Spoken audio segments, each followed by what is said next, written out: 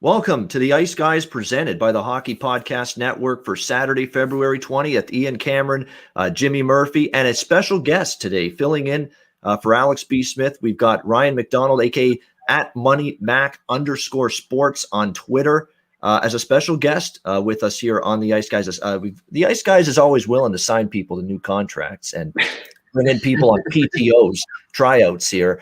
So we're going to give Money Mac, Ryan McDonald, a chance to show us what he's all about from an NHL bettor perspective. He's actually done very well so far this season. He's off to a good start. So I'll start by introducing our special guest here. Ryan, welcome to the Ice Guys. How are you on this busy Saturday? Having some we can hear you. We can hear you. Yeah, you guys cut out for a minute. Not a good first impression for the tryout. Nope, not a good first start. Good. Dash one. Dash one early. Floor's yours, Ryan. Go ahead. Oh, sorry. I didn't where'd you leave off, Ian? I didn't like I said, you cut out on me. I was introducing you. Welcome. You're a special guest. Yeah. Nice to be here, guys. I'm Ryan McDonald, also Money Mac on Twitter, or MoneyMacs_sports, like Ian said. Done pretty well this year. Hitting about 56% clip. 15% ROI, which is return on investment, and $100 bettor would be up 3,300 at the point of my last update on my spreadsheet. All right, good stuff. Good. Congrats on a nice start to the season. We got Jimmy Murphy with us, as always, out of the car and back into the, it looks like the soccer confines here. If you know, he's not really at a soccer stadium right now, but he's getting ready to watch his Liverpool team play. Jimmy, how are you? I'm good, guys. How about you? Very good. How can you not be good? What a slate today. We're going to get right to it because we've got two games that are starting in about 15 minutes from now. Yep. We'll start with the Buffalo Sabres and the New Jersey Devils. New Jersey just taking a ton of money here. They opened -115. They're up to about -135 to even -150 in some spots here as home favorites. The total 5.5 shaded to the under. I'm going to keep my analysis brief because I'm not involved in this game.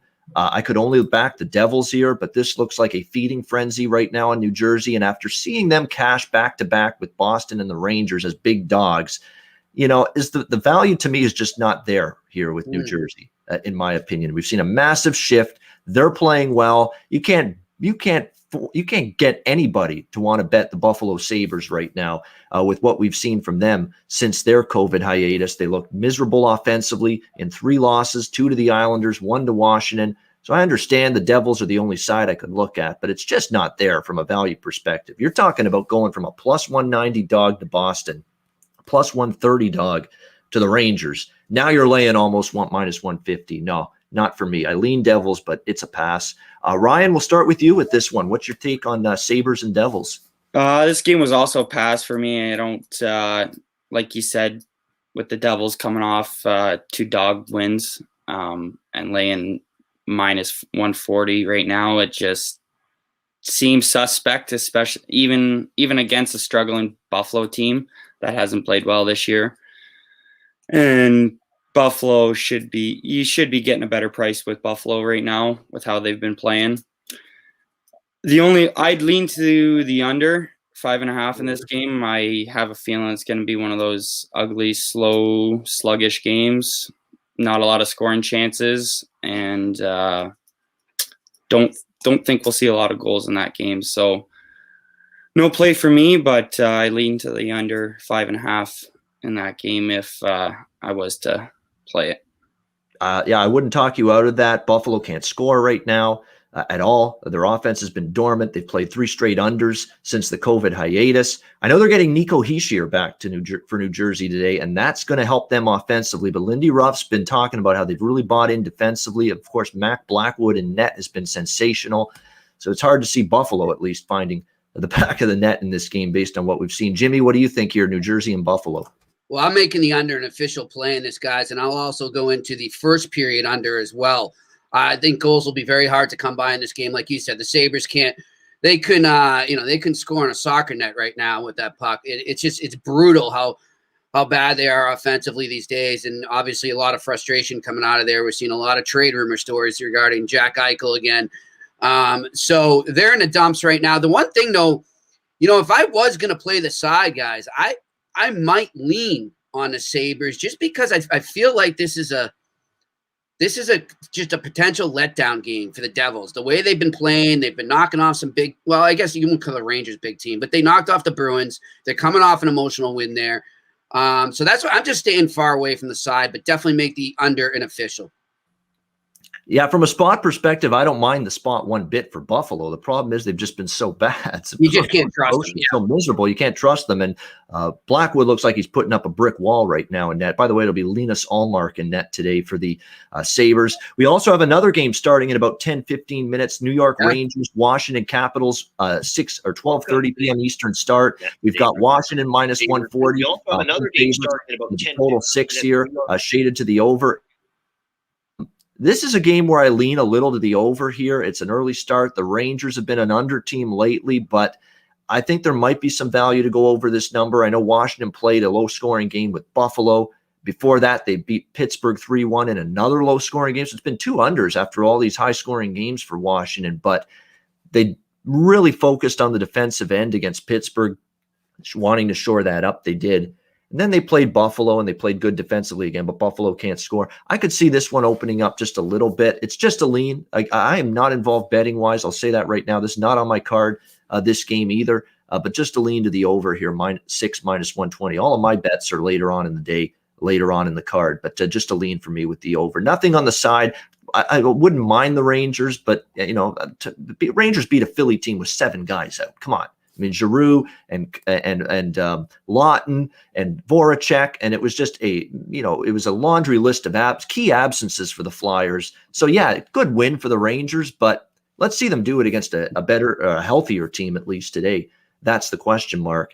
Jimmy, we'll start with you with this game, Rangers and Capitals.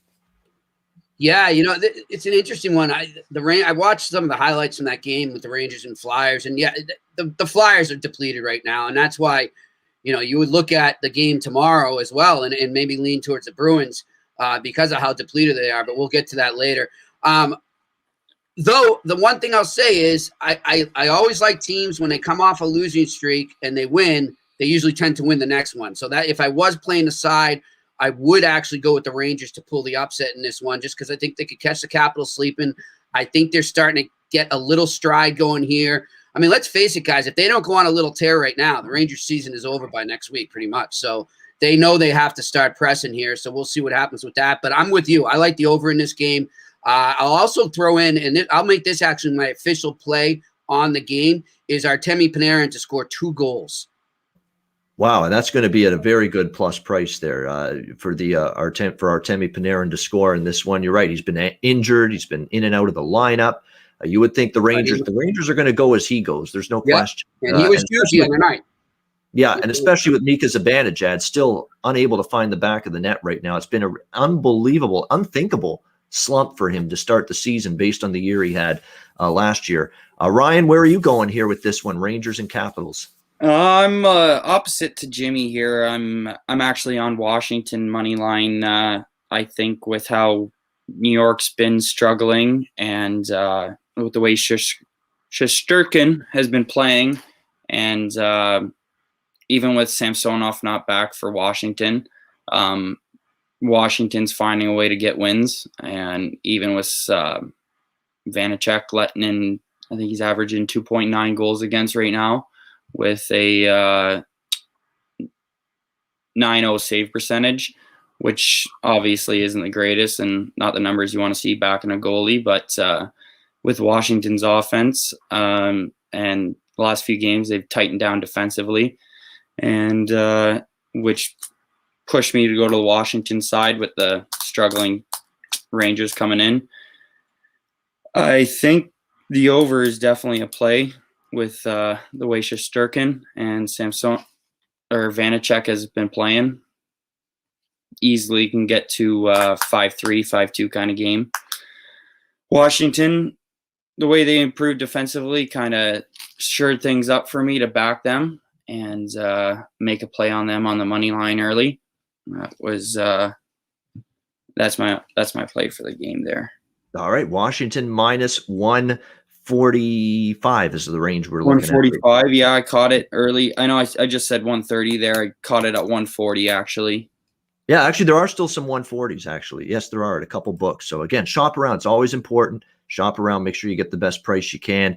I'm looking forward to this coming up. This is the game that we're all excited about. Outdoor hockey, Lake Tahoe, Nevada. And if you've been seeing some of the pictures I've been tweeting on Twitter at Bobano from this outdoor venue in Lake Tahoe, like this rink is literally right feet away from the lake. Right there with the mountains and the snow glistening on the mountains and the skyline, the bright blue skyline.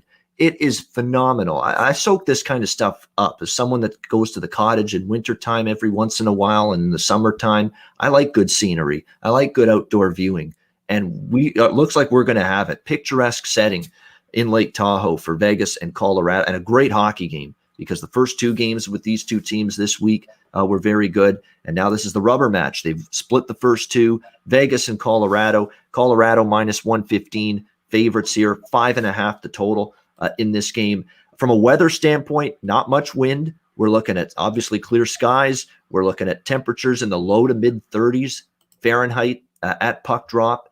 So we're looking right at just at or above freezing. So I don't think the ice is going to be in amazing condition, but it's going to hold up. It's not going to be so warm where it's going to be slushy. You're still going to get solid enough ice, and they're going to do everything they can probably to keep it that way. However, it's still warm enough that you could see it being more difficult to make crisp passes, sharp plays, tape to tape, making passes in this game. You could see that. The puck does tend to bounce. It's like it's on a road at times, sometimes in these outdoor games. So that could be something that you worry about, and usually that negatively affects scoring. And we did see playoff hockey with these two teams earlier this week in terms of tight checking, attentions to detail, both teams with solid defense in their own zone. Marc-Andre Fleury and Philip Grubauer in both games were really good in between the pipes.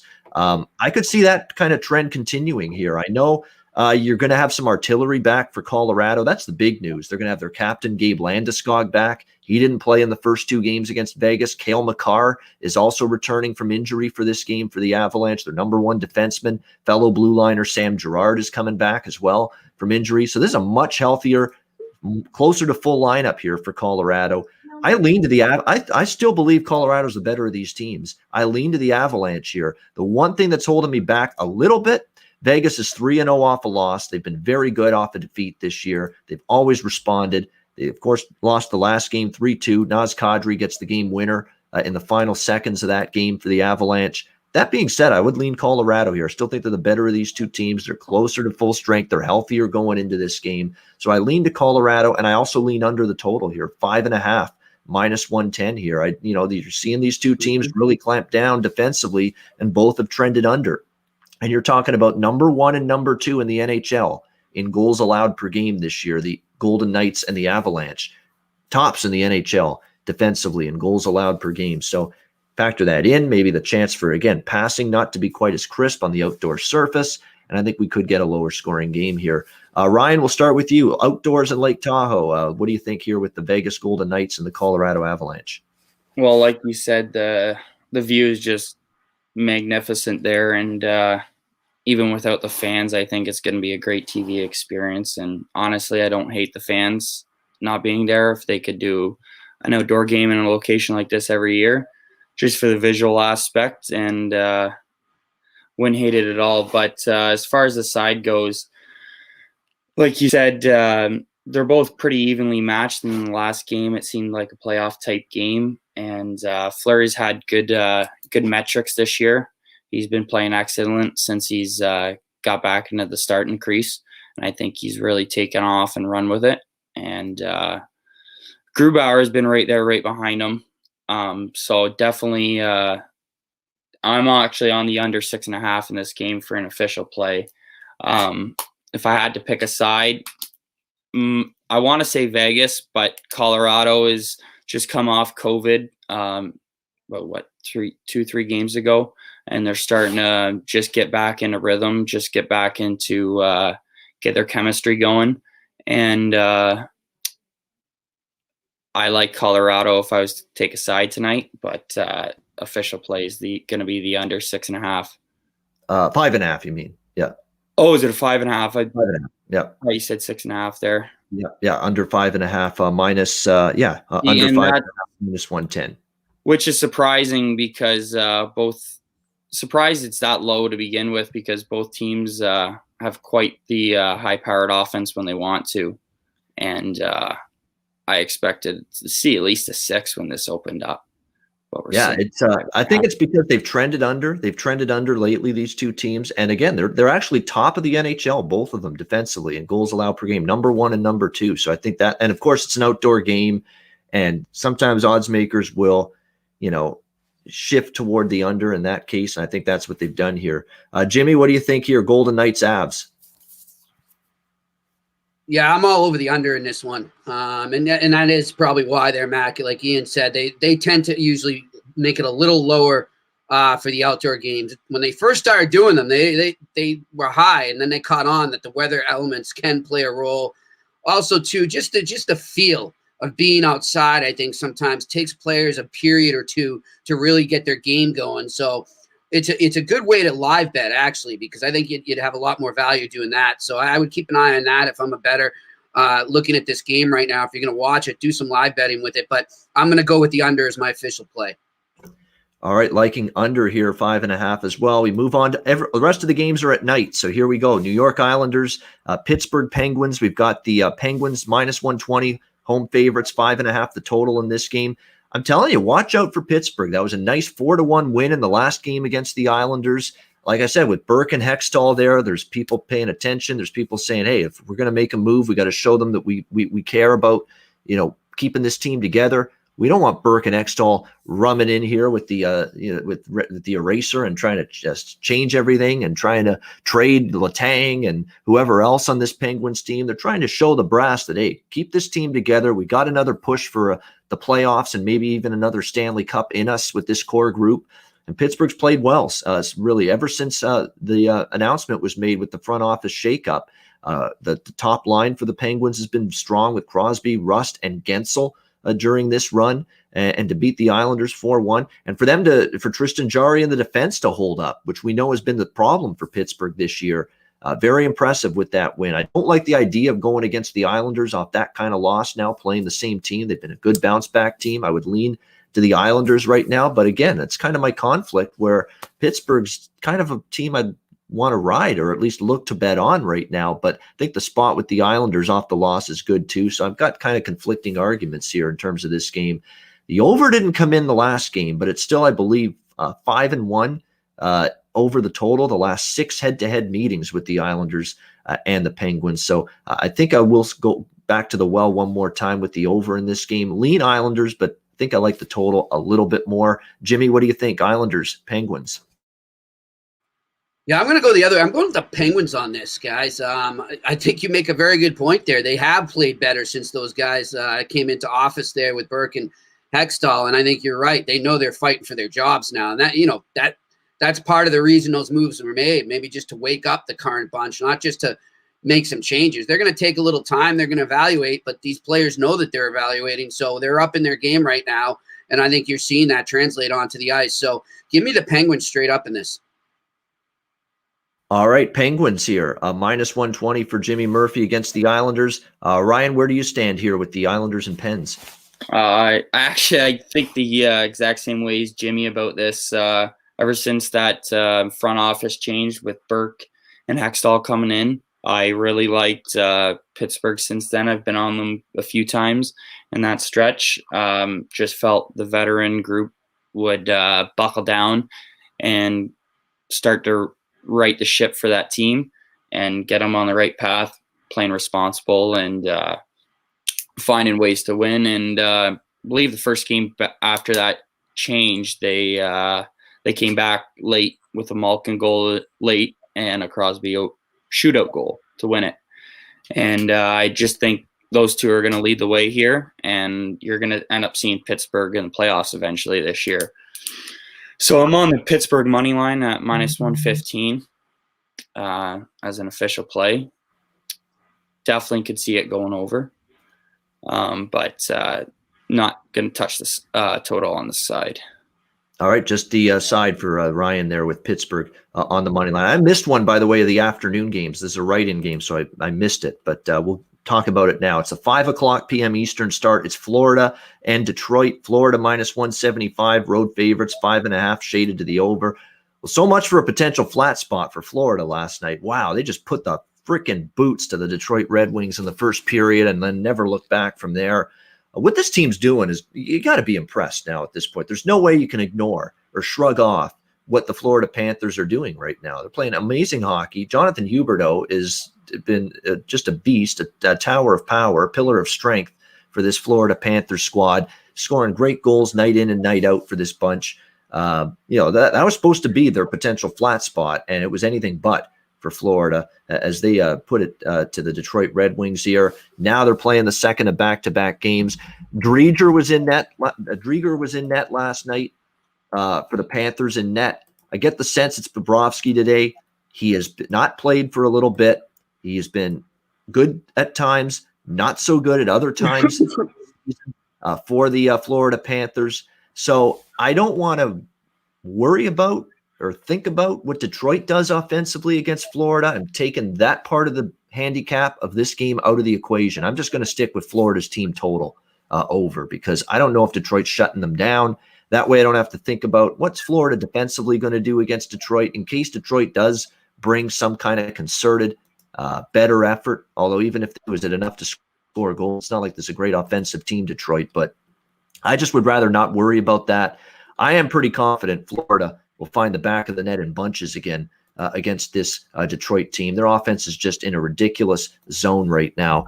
So the way I'm going to go in this game is just the team total. It's the bet that Alex had yesterday. I went with Florida in regulation yesterday. I would lean that way as well. Once again, Florida in regulation, but the back-to-back, Bobrovsky instead of Chris Drieger in net kind of keeps me off that, even though I would lean in that direction. I would just rather bank on Florida scoring goals, because they've done it now several games in a row against good competition. You light up Tampa Bay and you light up Carolina like this Florida team did. You're doing something right. I think that continues here in this game. You can get a pretty solid number. Florida plus 120, with their team total to go over 3.5 goals. I like that quite a bit. Jimmy, what about you here? Florida, Detroit. Yeah, I'm gonna go with you, Ian. I'm gonna ride on that too. Give me the over on the team total for Florida, and I'm also gonna take Florida in regulation in this game. Yeah, I mean those are the best. I mean, Alex said the team total over yesterday with Florida. I had the regulation line with Florida yesterday, so it's kind of like we're thinking the same thing here against this Detroit team here in the rematch today between these two teams. Florida in regulation, by the way, is minus 120. In this one, so better price than the money line, and definitely a more prudent option if you like the Panthers here. Ryan, what do you think here? Florida, Detroit. I definitely think obviously you got to appreciate how Florida's been playing the last few games, and they've kind of shown they're not just a pushover of Florida, state of Florida anymore. So I think if you were going to play a side in this, even off a back-to-back, I think you'd have to go with Florida. But for some reason, off a back-to-back and after a dominating win like that, taking Florida worries me. You like to think that Detroit's going to come out with some effort, well, a little bit better effort than they had last night. So I couldn't touch Florida again last night. Last night I didn't touch them because I thought it could be a letdown spot, and today I'm going to stick with that and just lay off of it. So it's no play for me for this game. But if I had to, I lean Florida just with how they've played and how poorly Detroit's been this year. In the rebuild, it's been an ugly process in Detroit. Yeah, it has been. I mean, they've got they got Larkin and they've got Mantha and they've got, when he's healthy, they've got Bertuzzi. They hope Philip Zadina becomes something, but it's like a little glimpse once in a while and then fades away for multiple games on end. They need that guy to get his scoring act going because they expected goals from him when they drafted him, Zadina, and it just really hasn't been something that's been overly consistent from him. So, yeah, Detroit definitely going through a long rebuild. And I agree with your thought, Ryan, in the fact that if you didn't take Florida yesterday, you may not want to jump in on them today. But if you did take Florida yesterday, like I did and like Alex did, maybe then you can maybe ride them again one more time, because you've already got that win in that back pocket going into this one. Next up, well, what more needs to be said? Original 6 rivals: Toronto Maple Leafs, Montreal Canadiens. Montreal -110, total 6.5, shaded to the under. I get the sense after 2 back-to-back kind of really strange, I don't want to say snore fests, but they were pretty tight, conservative games between the Leafs and the Habs. I get the sense we get it opening up here tonight. Montreal hasn't played in a week. When you talk about a team on a 1-week layoff, I think sloppy play with the puck, I think defensive breakdowns, defensive issues, and goals, usually for teams that haven't played in a while. I think we get that from Montreal. And Toronto, after the outburst against Ottawa, albeit it was against, Hogberg and Murray, not a great goaltending tandem, but what Austin Matthews is doing is insane. 16 goals this season. If you extrapolate it out to 82 games, you could actually hit 70 goals if it was an 82-game season. That's insane. But that's the path, and that's the pace that he's on right now. And he could even score 50 and 56, which is insane enough, with the way he is going right now. And I got to give Sheldon Keefe credit. There are people that gave him hell for putting Thornton on the top line with him and Marner. And, he's actually been good. He's that big body to get the puck free for these two guys. Great passer. He's made some great passing plays on some of these goals as well for the Leafs. It's been a nice fit for them up front.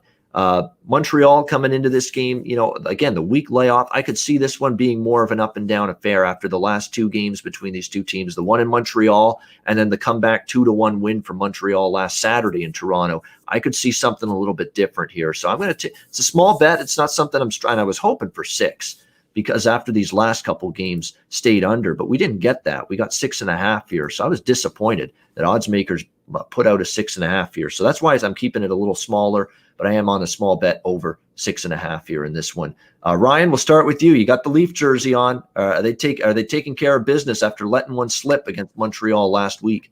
I absolutely think they're taking care of business tonight. That team's going to be looking to right that blown 1-0 lead that they had late in the third, and then they're going to want to play a lot better than they did against Ottawa. Obviously not the last game, but the prior game before that. And so I'm going to be on Toronto. I like them in a rivalry spot. It's a little bit of a home bias for me, but I feel as this team's starting to be able to step up for these bigger games. Obviously, they let that Ottawa game slip away, and I don't think we're going to see, as well as that Montreal game, and I don't think we're going to see that happen again. At least not versus these two teams, and at least not in that fashion.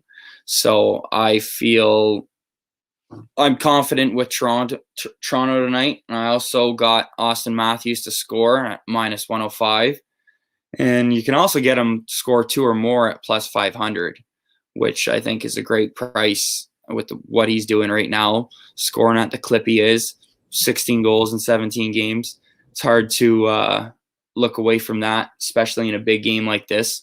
It's a 4-point game for Toronto and Montreal tonight. Toronto's 8 points up on them.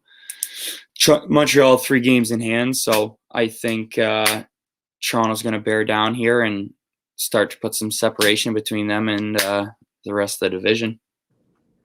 Yeah, and you know what? Starting to look at Austin Matthews to score multiple goals in a game, 2+ goals at these plus prices, starting to be something you might want to consider more and more moving forward, because it's becoming the rule, not the exception, for him to score 2 or more goals in a game. We've seen that a lot from him, especially lately. What do you think, Jimmy, here with the Leafs and the Habs? What I think is, and unfortunately, I think Mac's going to be a little upset after this one. It's going to be a heartbreaker, I think, is what's going to happen here. My official play on this isn't I do think the Habs win, but my official play is actually on the draw. I see this one going to overtime. These two teams just play so tight against each other every time. So I like this one. And man, win a 7-game series between these guys be unreal in the playoffs. So I like this game going to overtime. And I'm also going to throw another wild prop up at you. The much maligned Thomas Tatar returns to the lineup tonight for the Montreal Canadiens with, I would say, his time in Montreal on the line. It's either going to be him or Philip Deneau that gets moved out of there soon. So I'm going to throw a goal prop on Tatar. I'm looking around, though, and I can't find it anywhere. So, Ian, I need your help here. But I'm guessing the odds are pretty good. Yeah, I will look to see if I can find that. I've got a couple other Canadian-based books that post more into the lineup. I will say, though, going back to my Panarin 2 goals, that was at plus 700, by the way, for our viewers, in case they wanted to know. I think the draw prop makes sense too, and you're right. Alex B. Smith loves the draw bets. He makes a lot of them. This one makes sense. Montreal and Toronto, they seem to always play close. They played in overtime in Toronto the first opening night of the season. The game in Montreal almost got to, remember, that was 3-2, and then Hyman put the empty netter in 4-2. Yeah. That close to being an overtime game. And then, of course, the other game was a 1-goal game the whole game. Toronto was up 1-0, 1-0, 1-0. Montreal tied it. Montreal took the lead. It ended 2-1, a 1-goal game. You're basically floating around an overtime game in all 3 Toronto-Montreal games this year. So that makes a lot of sense. If anybody wants to grab that Thomas Tatar to skull goal prop, he's plus 210 on Bet365. There you go. Anytime. There you go. Thanks, man. There you go. Yeah, no problem. All right, Thomas Tatar, and like sometimes doghouse to penthouse. That theory sometimes makes sense. That we get that, and you get that effort, you get that. How dare they sit me down like Claude Julien? There was another guy for the Canadiens who did that this year. I can't think of who it was, but there was another guy that rode the pine for a while, and then he came back and he scored, and it was just like Julien has this effect, man. When he puts you in that doghouse, he doesn't do it and embarrass you. He does it, and they work with you at practice, and you come back and you make the best of it. So I'm interested to see how he reacts tonight. Yeah. So we're all over the place here. You lean Montreal, but you like the draw, and you like Tatar to score, Jimmy. Ryan likes Toronto. I'm neutral on the side, and I like the over. So we got a little something for you. There we go. Habs and Leafs game. A little betting potpourri, if you will, with the Habs and the Leafs. Nashville and Columbus. Columbus minus 130. Home favorites, 5.5 the total. I don't give a damn about revenge. Nashville suck. They blow. They're pathetic. I mean, I've said it for days and weeks again. This team sucks. I mean, can we stop talking about them like they're this team that's made the playoffs for the last 10 years every season? Enough. Yeah. They've been a bad hockey team. Defensively, their game has drifted off the cliff. Yossi and the rest of them I don't like at all on this blue line. Ekholm's been banged up. UC Saros and Pekka Rinne are not consistent goaltenders, and nobody outside of Philip Forsberg has got anything going offensively. Duchesne showed up for 1 game, and other than that, he's taken the night off most nights too. Johansson, forget about him. I mean, he's done absolutely nothing. It's just a team that's just not very good. All right, and I know they lost to Columbus, shut out 3-0. I don't know what changes here. I mean, they're just awful right now, this hockey team. Columbus needs to get on a little bit of a roll here. I think they're just better than Nashville, and that was a best bet for me Thursday with Columbus. I don't think it'll be my best bet tonight, but it's absolutely a bet. I'm on Columbus again here at minus 130 in this one. They're just a better team, and Nashville's terrible right now. Simple as that. Ryan, we'll start with you on this one. Nashville, Columbus. I absolutely agree with your thoughts on Nashville there. They've just been absolutely brutal this year. Definitely not the team that used to be in the playoffs and making noise in the playoffs like when Pekka Rinne was at his peak. And he seems to have fallen off in the backup role. And Saros doesn't seem to be stepping up like Nashville had hoped. He hasn't had great numbers this year. Merzlikins goes for Columbus tonight. That's been confirmed. And he's been all right. He's only played 5 games this year. He's 2.5 goals against and a 9.2 save percentage with 1 shutout. But if they're gonna go, I didn't see who started last night for Columbus. I wasn't on that game. It was Merzlikins on Thursday night. And who for Nashville? Nashville, it was Saros. Saros. So if they go back to Saros or Rinne, if they go to Rinne, I absolutely love Columbus again. Like you said, revenge doesn't mean anything when you got a team as bad as Nashville right now. So I'm actually on Columbus in regulation at plus 115.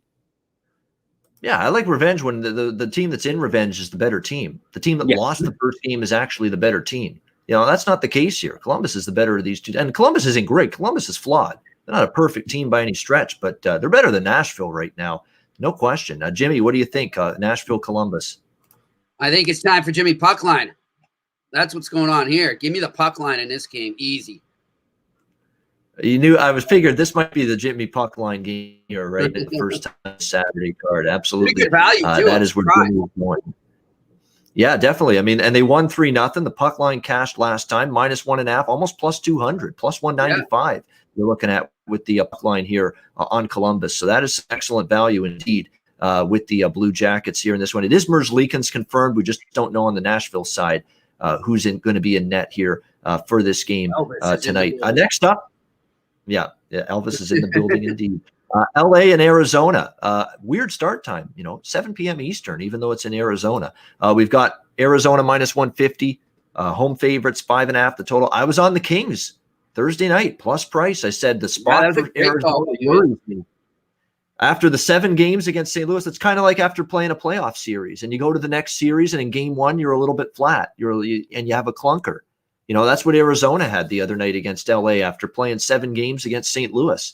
And they showed it. They were outplayed. They were outchanced. 10-3 high danger scoring chances in that game in favor of the Kings. So it was they deserved to play. They deserved the loss. They deserved the other. Lucky they got a point out of it and that it went to a shootout in that game. I expect them to be a lot better though. Rick Tocchet and this team has been a good bounce back team. They had their little down spot there against LA. I think they bounce back here. I agree. Clint's the resident Arizona fan, so I wouldn't expect him to say anything but a bounce back here for Arizona. But nevertheless, I do think they get one. The numbers come down low enough on the money line that I'm not going to take the regulation here. I'm actually going to lay the moderate price here at -150 with Arizona. I think they get it back. And by the way, this fits a trend that's been working in the NHL. Teams that lost as a favorite in the previous game against the same team and they're favored in the rematch against that same team, I think the record is like 23-6 for that team. And that's Arizona. That angle points to Arizona here. So it's a good angle. It's still a good Arizona team. They play good hockey. They had a flat game against LA. They'll be better tonight. I'm on Arizona -150 here. Jimmy, what do you think? Kings, Coyotes. What I think is I think we're in for kind of a low scoring affair here. And I'm going to like it right off the get-go. I'm going to go with the under in the first period. In this game, guys, is my official play, and I think it ends up being under total, but I'm gonna jump on that first period. All right, so lean full game, but like in the first period, under 1.5, especially as an official play for Jimmy. Ryan, what do you think here, LA, Arizona? Like you pointed out, Ian, that zigzag effect has been quite profitable this year, and I actually found it was profitable in the NCAA basketball this year as well. Caught a few spots here and there and followed it to hockey, and it's been holding true so far. Definitely like the Arizona in the bounce back spot against a weaker rebuilding Kings team. I'm and like Jimmy, I like the under here. I'm actually making an under 5.5 plus 110 an official play.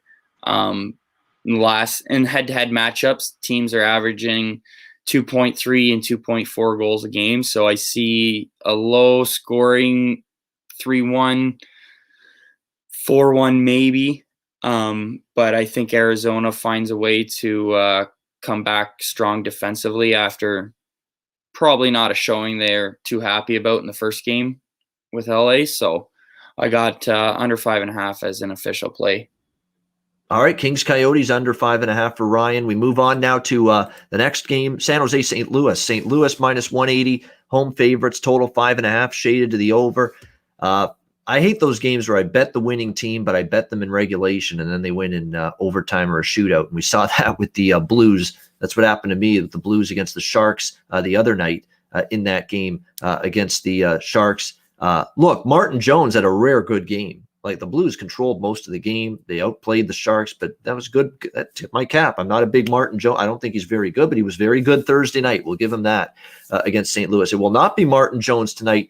I think we get goals tonight in this game. And I was ready to bet St. Louis if they had lost the first. I still lean St. Louis. You know I'm not a big fan of the San Jose team, but I'm just going to go with the over here, 5.5. You're going to have Devin Dubnyk in net tonight for the Sharks. He hasn't played in a while. He's coming off the COVID list. we know he's not been a very good goalie the last couple of years. He really cashed in on one great season in Minnesota, the very first year he was there. And that's been about the extent of the highlights of Devan Dubnyk's career. I think the Blues get their offense rolling a little bit tonight, but I think San Jose, again, offensively, that's been the strength of their team. It's been finding the back of the net. It's been Tomas Hertl and Timo Meier, Logan Couture, Kevin Labanc. They've had a lot of those guys stepping up for them and been able to find the back of the net here. Dubnyk back in net. I think it's a recipe for some goals. And San Jose is still a team I have earmarked to be more of an over team, even though that game was 3-2 the other night and it stayed under. I think this one gets over the total. So kind of a zigzag with the total from the first game with these two teams to this one. So I like over 5.5 here, minus 115. Ryan, how about you here? Sharks, Blues.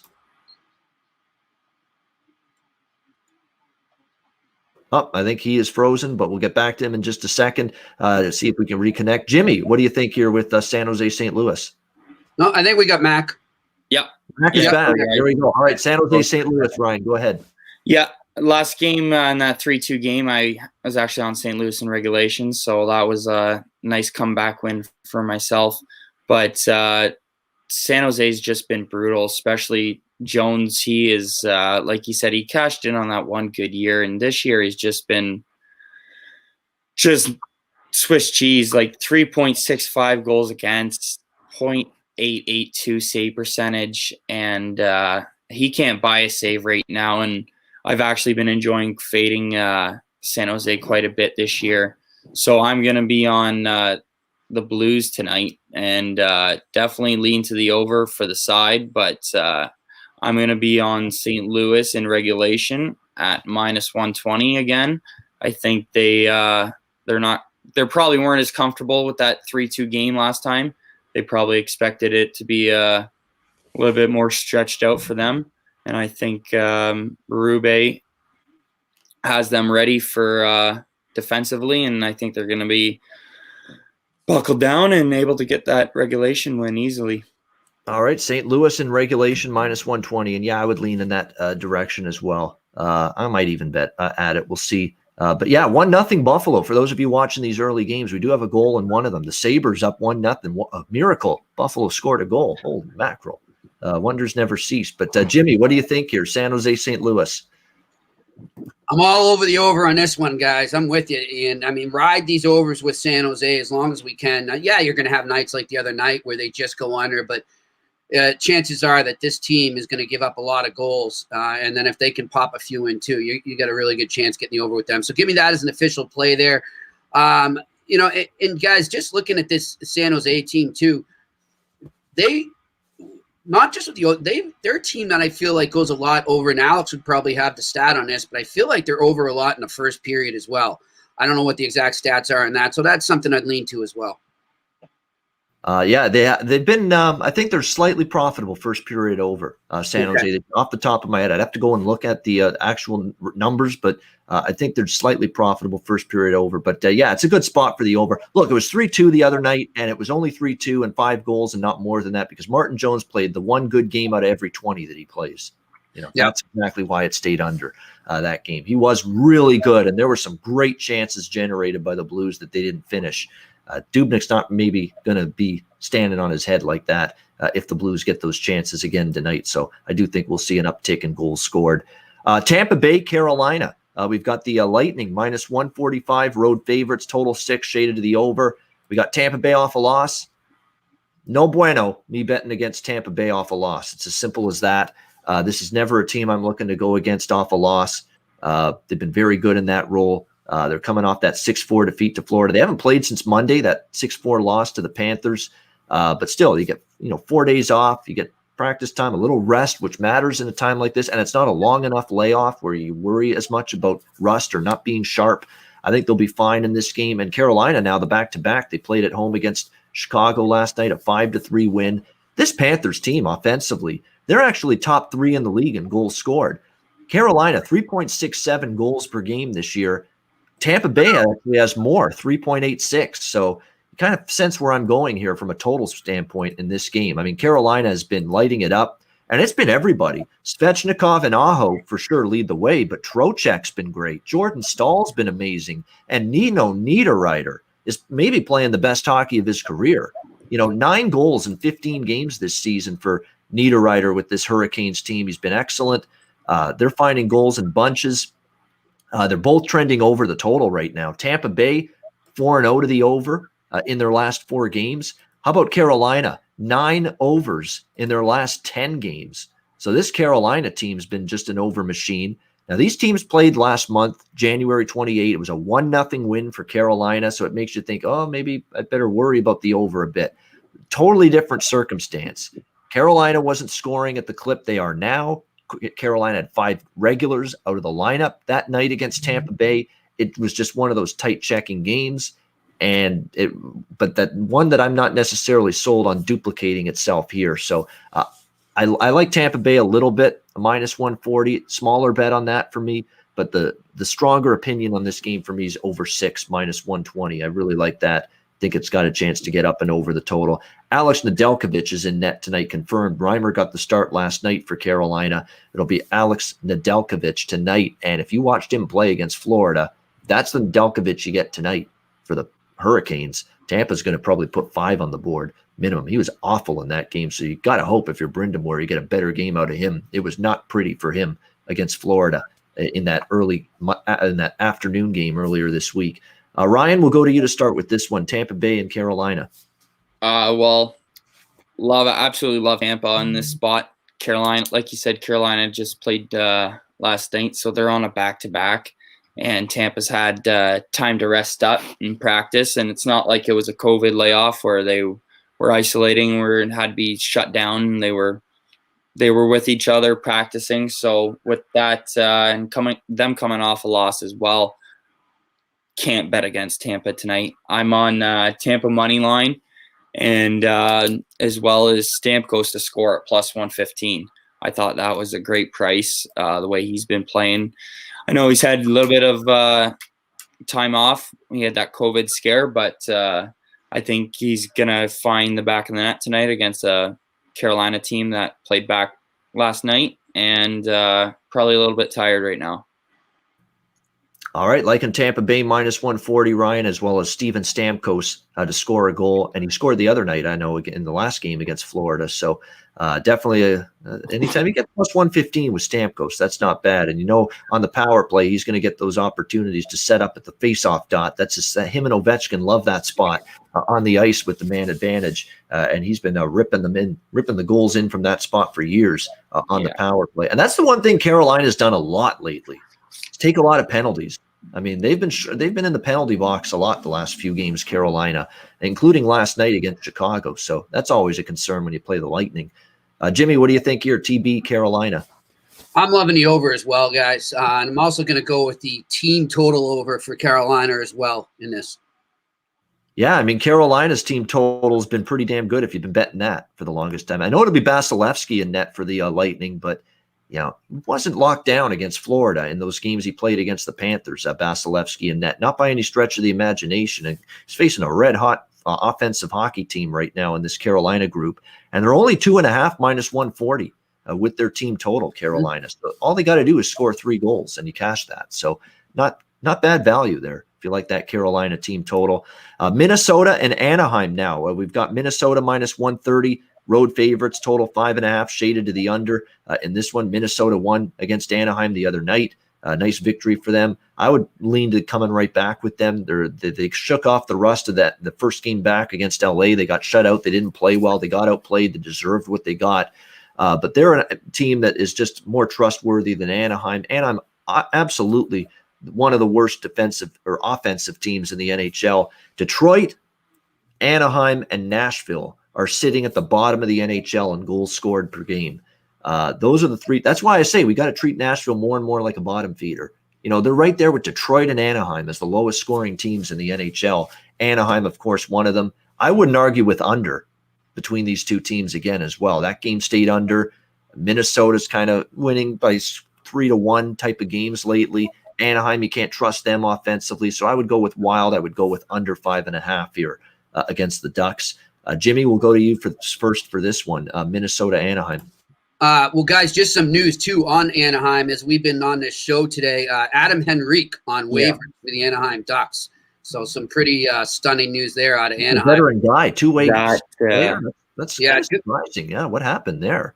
I don't know, but I mean, who the hell is going to pick that salary up? $5.2 million for the next 3 years. So I don't know what's going on there. Maybe money. Yeah, it's also, I think, a smoke signal that, hey, we're willing to trade. You might, we'll figure out something and pick up some salary. So we'll see where that goes. And then also, you mentioned Nico Hischier being back for the Devils. I didn't realize, I don't know if you said it earlier, Ian, maybe I missed it, but he got named the captain today, just prior to the game. Wow. That's my honor. Wow. Yeah, cool. They think he's ready for it. Wow, congrats, Nico. So he showed up for the game day skate, and his jersey had a C on it, and he had no idea. It's a pretty cool video if you check it out on Twitter. Anyhow, guys, in this game, I'm liking Anaheim. I like the Ducks in this game. I think it's if I was going to touch the total too, I would definitely lean towards the under, but I'm going to take Anaheim straight up. All right, Anaheim plus 110 here in this one. I mean, Minnesota. Yeah, they can be flighty at times. They're an enigma. I hear you on that. Hear you on that, but it's for me. It's difficult with the Ducks, but I think it'll be back to Gibson and net. And he hasn't lost 2 in a row a ton, and usually when you get him off a loss, he does play well. Kaapo Kähkönen in net. He's actually played better for the Wild in net lately. This Kaapo Kähkönen. Yeah, after kind of an up and down start, he's playing better. So we'll see how he fares if he can deliver a second straight win for the Minnesota Wild against the Anaheim Ducks. Ryan, what do you like here? Minnesota, Anaheim. I'd like to lean to Minnesota here. Anaheimers, they rely a lot on Gibson to stand on his head to win games. He's gotten 3 shutouts this year. With that, he's what, 6? He's 5-6-3, 2.38 goals against, and a 9.19 save percentage with 3 shutouts. And so 3 of his 5 wins have come with shutouts, and I just don't see that happening against this Minnesota team. I like the additions they made in the offseason that killed Kaprizov. He's been lights out for them. I think he's actually got a shot at the Calder, the Rookie of the Year. So if you could grab a nice price on that, I think he was favored at one point when I looked at it. Plus 450 is what he was, and I actually bet a little bit of that, plus 450 with him. And Stutzle, I actually took Tim Stutzle at a huge price because I knew he'd get the ice time. I knew Ottawa was going to stick him in the lineup right away, and he's obviously it's a long shot, but I think if he can get on a hot streak here, he's really made an impact for Ottawa. Never know. I do love that Kaprizov future you made there. I actually have him on my fantasy team this year. I took a shot on him, and he's been lights out for me there too. So I'm actually gonna go with Kaprizov to score tonight. Just gonna find a price on that right now. Finding a even with Gibson in net, I find it's been a few games since he scored, and I think he's gonna be able to find one tonight. So we're going to go with Kaprizov to score as an official play. And as soon as I get a price for that, that's I don't have a price for it right now. Oh, plus 220 to score anytime. So that's, price, that's a great price. So Kaprizov to score plus 220. It's an official play for me. Lean to Minnesota for a side, but not going to lock it in. All right, lean Minnesota, but liking Kirill Kaprizov to score a goal plus 220 against the Anaheim Ducks. And we wrap it up with the maybe the best for last. Certainly one of the best games on paper of the day. Battle of Alberta after they played last night, playing again tonight in Edmonton. Calgary Flames, Edmonton Oilers. Edmonton minus 130 home favorites, total 6 across the board here.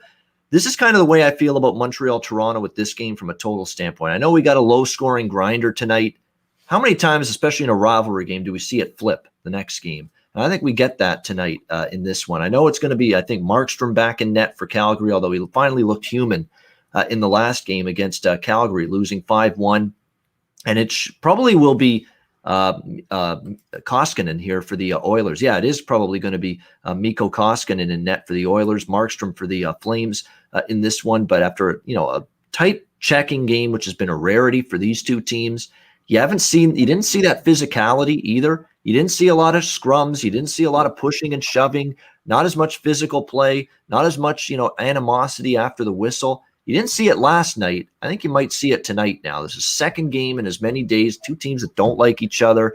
Animosity ratchets up. Penalties go up. Power play opportunities go up. And what happens when they go up? Usually goal scoring goes up as well. So I'm going to – and again, we see the total drop. It was 6.5 last night with Edmonton and Calgary. Went under in that Edmonton 2-1 win. And now we're seeing the total at 6. So I think the value now is go against the grain now. Look for a higher scoring, more wide open style of game. And I would go with the over here in this game. And I can't back Calgary. I mean, to me, you got David Riddick can't be blamed. I know he got the rare start last night. He was good. The blame now is on this team, got to get the offense going a little bit. Gaudreau's gone into a bit of a funk again. Where's Kachuk's offense? Where are these guys? They got to get their offense going. Can't find some of these Calgary Flame stars with a telescope right now on the ice at the moment. So that's going to be, and that's been a focus for Jeff Ward. He said it in his press conference. I love listening to these coaches after the game, what they say, what they got to work on. He said, we got to generate more puck time, more offensive zone time, make better plays, shoot the puck more, all of that stuff. I think probably you're going to see that, but Edmonton's playing well right now. And the fact, they won the game defensively. They won it without McDavid and Draisaitl not doing much last night. They're in good form, and I'm not going against their good form. So I lean to Edmonton, passing on the side, but I'm going to bet over 6 here in this game with the Oilers and the Flames, thinking we get a little bit more offense from both of these teams. And certainly that's going to be where the focus is on the Calgary side, because all of a sudden the goal scoring has dried up. 2 goals in 2 games for Calgary. The 5-1 loss, and then the loss last night to the Edmonton Oilers here in this game. And by the way, you want some goal scoring props? I know Ryan's given out some, Jimmy's given out some. I haven't. I got to get into the act here. I got to join the party. Goal scoring props. We know Leon and Connor. They're always a threat to score, and they're always priced like it. The guy you want to take for Edmonton right now, Jesse Puljujärvi for the Edmonton Oilers. He's found it. He's playing his best hockey. He's been a force. He's gotten chances. He's putting the puck in the net right now for this Oilers team, and he's making an impact now every game. And he's playing he's finally playing like the Oilers thought he would all these years.